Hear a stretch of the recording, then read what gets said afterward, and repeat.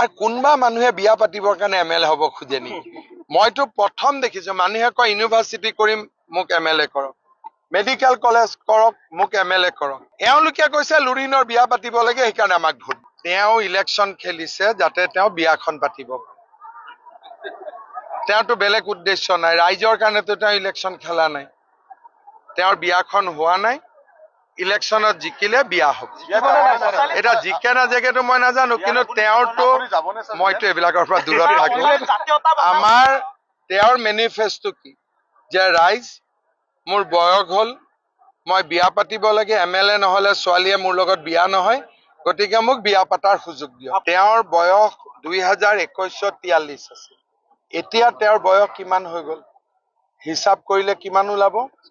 48 ওলাব। আমাৰ অসমীয়া ল'ৰাবিলাক সাধাৰণতে 30-32 বছৰত বিয়া হৈ যায়, হয় নহয়? সাধাৰণতে।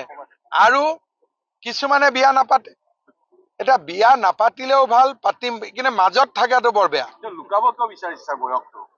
কাৰণ তেওঁ কাৰোবাক উত্তৰো দিবলগীয়া আছে নহয়, গতিকে এইবাৰ নিজিকিলে বিয়াখন নহব। কিন্তু সেইকাৰণে মই এইবাৰ প্ৰস্তাৱ দিছো যে এই সংকল্পটো উঠাই ল'ব লাগে, কাৰণ তেওঁতো জিকাৰ সম্ভাৱনা নাই।